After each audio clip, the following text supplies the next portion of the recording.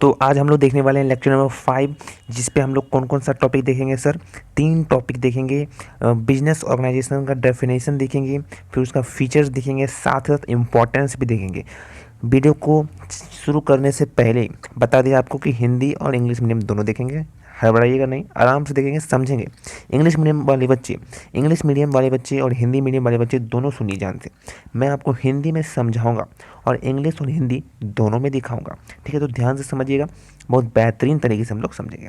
Sir अगर lecture 5 से पहले लेक्चर 1, 2, 3, 4 नहीं देखे तो जाकर देख लेना, ठीक है ना सर। हमारे चैनल पर प्लेलिस्ट भी जल्द बना हुआ है, लिंक डिस्क्रिप्शन में दिया हुआ है प्लेलिस्ट का, जाकर देख लो। प्लेलिस्ट का लिंक डिस्क्रिप्शन में दिया है, जाकर देख लो, ताकि आप एक रिदम से चलोगे ना तो और पढ़ने का मजा आएगा। बिजनेस ऑर्गेनाइजेशन का डिफरेंस देखते हैं, क्या बोलता है। A business organisation is an establishment intended to carry commercial business. एक जो बिजनेस ऑर्गेनाइजेशन होता है ना सर, जो बिजनेस ऑर्गेनाइजेशन होता है ना, वो क्या करता है, एक एस्टेब्लिशमेंट होता है। किस चीज़ का एस्टेब्लिशमेंट होता है? To intended to carry commercial business. मतलब हम अगर कोई भी कॉमर्शियल बिजनेस कर रहे हैं, अगर धंधा कर रहे हैं, है ना, हिंदी में देखा जाए तो, और हम लोग धंधा कर रहे हैं बाय प्रोड्यूसिंग गुड्स को प्रोड्यूस करके या सर्विस को प्रोड्यूस करके, and meet the customer need, और कस्टमर के नीड को क्या कर रहे हैं सर, कस्टमर के नीड को पूरा कर रहे हैं। Most of the organisation have a standard. कुछ बहुत सारे जो ऑर्गेनाइजेशन होते हैं वो स्टैंडर्ड होते हैं, जैसे सोशल स्ट्रक्चर वाले, पर्पस गोल को पूरा करने के लिए। तो अपना अपना पर्पस होता है, अपना अपना यूटिलाइजेशन ऑफ रिसोर्स है, रूल्स है एंड रेगुलेशन है। उस सभी को साथ लेकर चलना और धंधा करना, गुड्स को प्रोड्यूस, सर्विस को प्रोड्यूस करके कस्टमर के नीड्स को पूरा करना, sir that is called business organisation. Hindi में भी देख लेते हैं। ये पीडीएफ मिलेगा सर आपको टेलीग्राम चैनल पर। टेलीग्राम चैनल पर ज्वाइन नहीं हो तो ज्वाइन हो जाइए, वहाँ पर सारा का सारा आपको नोटिफिकेशन मिलता है हमारे रिलेटेड, ठीक है। तो LNMU BCom में अगर आप हो तो सारा का सारा, सारे के सारे बच्चे ध्यान से सुन लीजिए।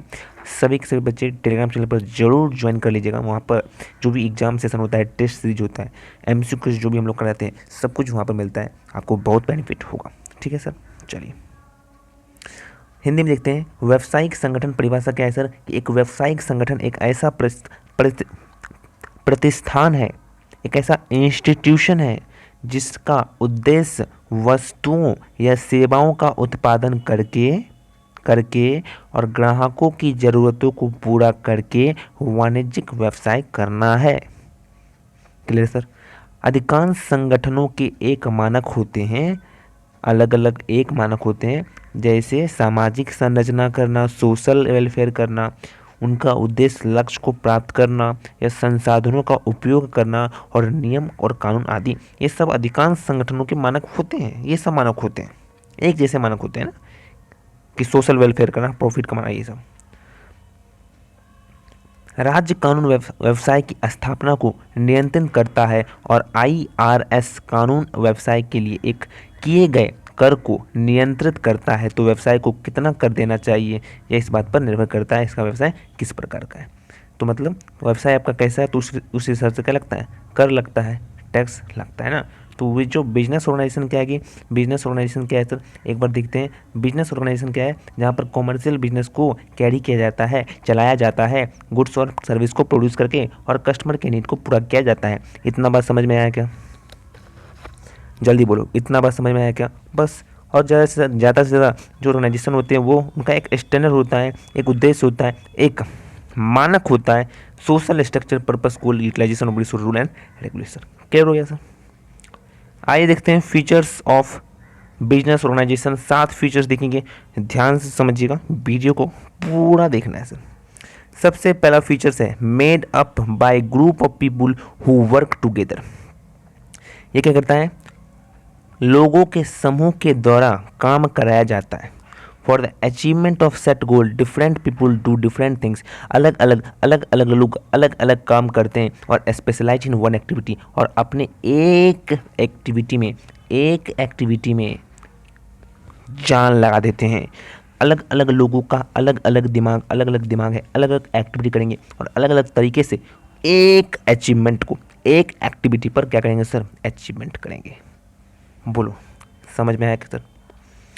क्लियर है ना, कि made up by group of people who work together, साथ मिलकर काम करेंगे एक सेट ऑफ गोल से, and different different people do the different different things, different different people do the different different things, और स्पेशलाइज इन वन एक्टिविटी पर पूरा जान लगा देंगे बस।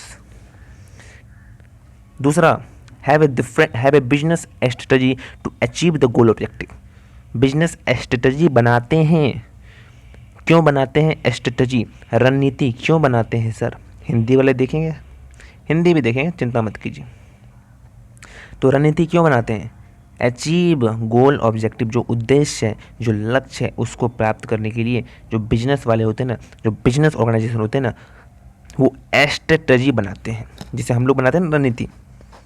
अपना सिलेबस कवर करना है, रूटीन कवर करना है, खेल में खिलाड़ी रणनीति बनाते हैं। तो उस तरह से बिजनेस में भी जो बिजनेसमैन होते हैं, जो ऑर्गेनाइजेशन होते हैं, जो मैनेजमेंट होते हैं, जो मैनेजर होते हैं, वो क्या करते हैं सर, अचीव गोल को अचीव करने के लिए स्ट्रेटजी बनाते हैं। क्या बनाते हैं सर, स्ट्रेटजी बनाते हैं। तीसरा क्या देख रहे हैं हम लोग, फीचर्स देख रहे हैं, किसका, बिजनेस ऑर्गेनाइजेशन का। तो भूलिएगा नहीं सर, कितने बच्चे होते हैं भूल जाते हैं ना, पढ़ाई में बह जाते हैं इतना कि भूल जाते हैं सर क्या पढ़ रहे हैं।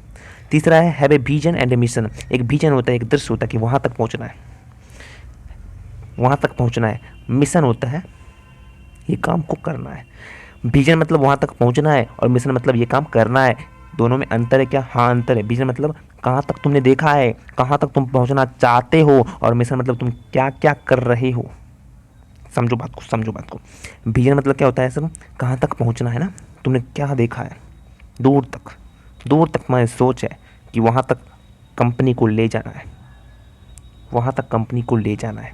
और मिशन मतलब कैसे ले जाएंगे, एक मिशन बनाते हैं, इस तरीके से हमें पूरा करना है, इस तरीके से चढ़ाई करनी है और कंपनी को आगे ले जाना है। ये होता है मिशन और ये होता है विजन, कहाँ तक देखा है और कैसे कैसे हम लोग चल रहे हैं। तो ठीक है। चौथा, have a culture which is form by the organisation value. हमारे भी कल्चर होते हैं, हमारे भी एक संस्कृति होती है ना, उस हिसाब से हम लोग काम करते हैं। बिजनेस में भी कल्चर होता है अपना, जो कि फॉर्म किया जाता है ऑर्गेनाइजेशन वैल्यू के द्वारा, ताकि बिजनेस चल सके सर, बिजनेस चल सके। जब तक हर जगह हर व्यक्ति के पास संस्कार नहीं होगा, संस्कृति नहीं होगा, सभ्यता नहीं होगा, धर्म नहीं होगा, तब तक इंसान नहीं जी पाएगा ना। उसी तरह से बिजनेस में भी सर, जब तक कल्चर नहीं होगा, बिजनेस का एक प्रारूप, खुद का एक सभ्यता नहीं होगा ना बिजनेस में, तब तक बिजनेस सही ढंग से नहीं चल सकता। तो जितने भी बिजनेस में काम कर रहे हैं उन सबको बिजनेस का कल्चर मानना होगा, रूल को फॉलो करना होगा, तब जाके आगे बढ़ते हैं। तो ये फीचर्स हैं हम लोग बिजनेस ऑर्गेनाइजेशन के, ये सब फीचर्स है कि ग्रुप ऑफ पीपल जुड़कर अलग अलग व्यक्ति अलग अलग काम करके एक एक्टिविटी पर जोर लगाता है, स्पेशलाइज बनाता है। दूसरा, गोल ऑब्जेक्टिव को पूरा करने के लिए स्ट्रेटजी बनाओ।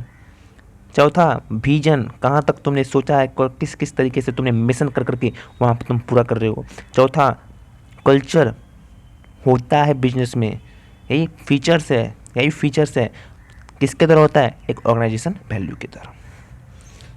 पांचवा, have structure such as department. एक स्ट्रक्चर होता है, ऐसा नहीं होता बिजनेस जब बहुत बड़ा होता है ना सर, उसमें डिपार्टमेंट्स होते हैं, टीम्स होते हैं, डिवीजन कर दिया जाता है। डिपार्टमेंट होते हैं, सेल्स डिपार्टमेंट अलग, प्रोडक्शन डिपार्टमेंट अलग, परचेजिंग डिपार्टमेंट अलग, मार्केटिंग डिपार्टमेंट अलग, फाइनेंसिंग डिपार्टमेंट अलग। टीम बनाया जाता है, इस पर पे वर्क करना है, इस काम पे फोकस करना है। डिवीजन कर दिया जाता है, एम्प्लॉय का डिवीजन कर दिया जाता है, lower level, middle level, long है ना, और हायर लेवल पे लाया जाता है, टॉप लेवल मैनेजमेंट जिसको हम लोग करते हैं। And sound system and procedure. एक प्रोसीड्यूर होता है, एक मैनर होता है, यूं नहीं चलती है कंपनी, एक प्रोसीड्यूर होता है, एक सिस्टम होता है, एक मैनर होता है। तो ये फीचर्स हैं इन सबका कि उसमें एक स्ट्रक्चर होता है, ठीक है, उसे अच्छे से बांट दिया जाता है, सबका काम अलग अलग करा दिया जाता है ताकि अच्छे से बिजनेस चल सके, रन कर सके। छठा, have inputs which are proceed and provide an input. जब तक आलू डालोगे नहीं तो प्याज तो सोना निकलेगा कैसे, सॉरी सर, मतलब आलू डालोगे तो क्या निकलेगा सर, चिप्स निकलेगा। तो इनपुट जब तक आप डालोगे नहीं तो आउटपुट कैसे निकलेगा, ठीक है सर, है ना। तो इनपुट जब तक सर आप लोग इनपुट जब तक आप लोग डालोगे नहीं तो आउटपुट निकलेगा कैसे? तो have a input which are proceed, जो प्रोसेस होता है और प्रोवाइड क्या करता है? आउटपुट। ठीक है ना सर। सातवां है have customer beside other stakeholder. तो स्टेक होल्डर को छोड़कर कस्टमर भी होते हैं। जो अलग अलग स्टेक होल्डर होते हैं, चाहे प्रोमोटर्स हो, चाहे इन्वेस्टर हो, चाहे शेयर होल्डर होते हैं, उसमें एक कस्टमर भी होता है। बिजनेस में तो एक अहम हिस्सा कस्टमर भी होता है। तो ये सातों के 7 पॉइंट हैं। हिंदी में देखते हैं फीचर्स। चलिए हिंदी में देखते हैं फटाफट से। एक व्यवसाय संगठन की क्या विशेषता है, फीचर्स क्या क्या है, तो वही चीज़ है, हिंदी में देखते हैं। तो चलिए सर हिंदी में देखते हैं कि विशेषता क्या क्या है। सबसे पहला विशेषता वही सेम टू सेम है कि ऐसे लोगों के समूह से बना है जो निर्धारित लक्ष्यों की प्राप्ति के लिए एक साथ काम करते हैं। अलग अलग लोग अलग अलग काम करते हैं या एक गतिविधि में विशेषज्ञ होते हैं। ठीक है, या तो अलग अलग व्यक्ति अलग अलग काम करके एक और या फिर एक गतिविधि में विशेषज्ञ होकर वो लोग क्या करते हैं? स्पेसिफिक गोल को पूरा करते हैं। दूसरा, लक्ष्यों और उद्देश्यों को प्राप्त करने के लिए व्यावसायिक रणनीति बनाए। तो ये फीचर्स हैं इनका। तीसरा, एक दृष्टिकोण और एक मिशन होता है उनमें। चौथा, एक ऐसी संस्कृति होती है जो संगठनात्मक मूल्यों से बनती है। और पांचवा, संरचनाएं जैसे विभाग, टीमें, प्रभाग और एक मजबूत प्रणाली यानी सिस्टम और प्रक्रिया हैं। छठा, इसमें ऐसे इनपुट होते हैं जो संसाधित होते हैं और आउटपुट प्रदान करते हैं। और सातवां अन्य हितधारकों के अलावा ग्राहक भी होते हैं। स्टेक होल्डर के अलावा ग्राहक भी होते हैं। आई होप दोस्तों आप लोग समझ गए होंगे। अब बात करते हैं इम्पोर्टेंस की। 7 के इम्पोर्टेंस यहाँ पर दोस्तों कुल मिलाकर हम लोग 10 इम्पोर्टेंस देखने वाले हैं। इंग्लिश और हिंदी दोनों देखेंगे, है कि नहीं सर? चलिए, इम्पोर्टेंस ऑफ बिजनेस ऑर्गेनाइजेशन। पहला है प्रोडक्ट ग्रोथ। प्रोडक्ट की ग्रोथ करना होता है, ग्रोथ होता है प्रोडक्ट का। ऐसा नहीं कि सर एक बार प्रोडक्ट बना दिया, एक जैसा डिजाइन बना दिया, एक जैसा उसका प्रकार बना दिया, अब बदल ही नहीं रहे हो, है ना? तो प्रोडक्ट का ग्रोथ करते रहो। तो all business activity directed toward the production of goods and service. जितने भी बिजनेस चल रहे हैं वो केवल प्रोडक्ट और सर्विसेज से ही चलते हैं सर। वही तो मेन होता है, बिजनेस प्रोडक्ट का ही तो है सर सब कुछ। In the betterment of the business organisation. तो प्रोडक्ट और सर्विस में क्या करना है सर? बेटरमेंट लाना है। दूसरा, इफिशियंट यूज ऑफ रिसोर्स। जो रिसोर्स है उसका इफिशियंट यूज करो, अच्छे से उसका इस्तेमाल करो, वेस्ट नहीं करो।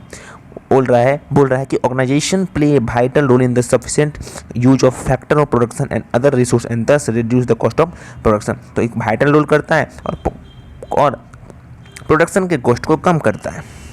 तीसरा, टेक्नोलॉजी इंप्रूवमेंट। तो एक गुड ऑर्गेनाइजेशन क्या करता है? प्रोवाइड करता है न्यू टेक्नोलॉजी के हिसाब से वो काम करता है, तो कॉस्ट कम पड़ता है और अच्छे से अच्छे ऑप्टिमम यूज करता है। जब टेक्नोलॉजी का इंप्रूवमेंट भी होता है सर, गुड्स का, है ना, गुड्स का इंप्रूवमेंट होता है, कॉस्ट भी कम लगता है। सब कुछ मिल जाएगा सर पीडीएफ, चिंता नहीं करना है।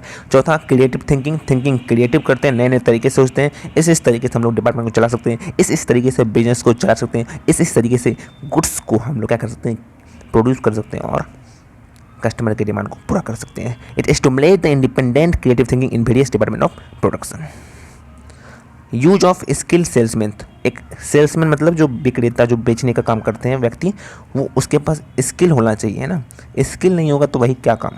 तो another importance of business organisation that is very useful होता है कि स्किल सेल्समैनशिप होना चाहिए for satisfying the various need of the customer. तो कस्टमर के नीड को पूरा करने के लिए एक सेल्समैन होना चाहिए ना, कि वो अच्छे से बताए, अच्छे से फीचर्स को बताए, उस प्रोडक्ट और सर्विस के बारे में जानकारी अच्छे से अपने कस्टमर को दे, तभी तो सर कस्टमर खरीदेगा ना। तो एक स्किल सेल्समैन होना चाहिए ताकि कस्टमर के नीड को पूरा कर सके। कस्टमर जो मांग रहा है वही उस प्रोडक्ट को सेल्समैन बेच रहा है ना? ऐसा नहीं कि सर कस्टमर ने बोला कुछ, सेल्समैन समझा कुछ, बिक गया कुछ, है ना? तो ऐसा नहीं होना चाहिए। समझ रहे सर? चलिए, अगला है छठा, क्विक डिसीजन, रैपिड डिसीजन लेना। That is the business organisation का एक की सक्सेस है। The business organisation make it easy to the quick decision होना चाहिए। सातवां, रिकॉग्नाइजेशन ऑफ द प्रॉब्लम को रिकॉग्नाइज करो, समझो, ऐसा नहीं कि इग्नोर करो, है ना? इग्नोर नहीं करना है। जैसे मैगी, डेयरी मिल्क, ये जो कंपनी है, डेयरी की कंपनी, जो इन्होंने क्या किया? प्रॉब्लम को रिकॉग्नाइज किया, समझा, एंड देन उस पर वो किया और मार्केट में आज ग्रोथ कर रहा है। ये सबसे बड़ा की पॉइंट है। The recognition of the problem section of the solution, issuing of the necessary order can be taken at the right time. तो राइट टाइम पे डिसीजन लेंगे तब जाकर बिजनेस ग्रोथ करेगा, है ना। फिक्सिंग ऑफ रिस्पॉन्सिबिलिटी, रिस्पॉन्सिबिलिटी को फिक्स करो कि जिम्मेदारी है तो उसको सहना है, ये जिम्मेदारी है तो इसको पालन करना है। तो one of the most important things of the business organisation is that fixing of responsibility can easily be pinpointed कर लो सर, पिन पॉइंटेड कर लो, पिन पॉइंटेड कर लो, है ना, फिक्स कर लो, ये जिम्मेदारी है तो हमें निभाना है। 9th पॉइंट है फीडबैक लो। सर फीडबैक मतलब क्या होता है? आपने कुछ बोला, आपने कुछ बताया या कोई प्रोडक्ट को बेचा तो कस्टमर से पूछो कि सर कैसा लगा प्रोडक्ट, सही है ना। तो फीडबैक लो, कस्टमर से कैसा लगा उसका बारे में पूछो, वही that is called feedback. An organization make it possible to take decision at the right time about the production and thus may take feedback and feedback ले। Before making any decision, organization always research the market and combine the fact। Market पर research करो कि क्या तुमने जो product बनाया, क्या तुमने जो सर्विस बनाया वो कस्टमर के लिए एक्चुअल में यूज आ रही है या फिर नहीं आ रही है। तो किससे पता चलेगा सर? हमसे पता चलेगा क्या? नहीं, कस्टमर से पता चलेगा, जो यूज कर रहा है उससे पता चलेगा। तो उससे feedback low, that is called feedback. ये इंपॉर्टेंस है, यही तो बिजनेस ऑर्गेनाइजेशन का इंपॉर्टेंट है, ठीक है। बिजनेस अलग है, बिजनेस ऑर्गेनाइजेशन अलग है सर। बिजनेस ऑर्गेनाइजेशन में कॉमर्शियली जो बिजनेस होता है वो तो ठीक है, हमने जो डेफिनेशन देखा था उसमें क्या देखा था कि सोशल वेलफेयर करना होता है। उस बिजनेस ऑर्गेनाइजेशन में मेन पर्पस अचीव करना होता है, ठीक है। 10वां है मिनिमम कॉस्ट, कम से कम कॉस्ट रखेंगे तब जाकर बिजनेस ग्रोथ करेगा। क्यों सर?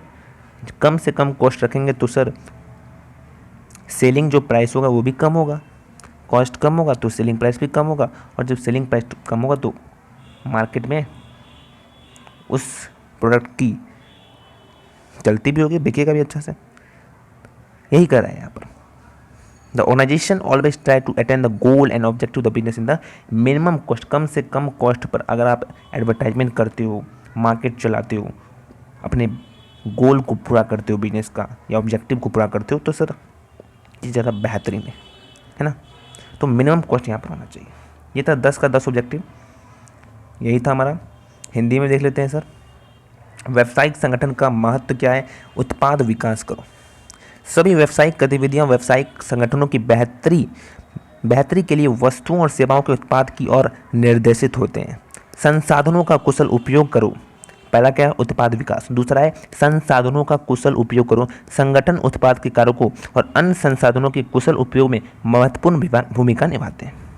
इस प्रकार वस्तुओं के उत्पाद की लागत को कम करते हैं। तो संसाधनों का हम लोग कुशल उपयोग करना होता है, उत्पाद का विकास करना होता है। तो 2 पॉइंट हम लोगों ने देख लिया, ध्यान से समझते जाइए।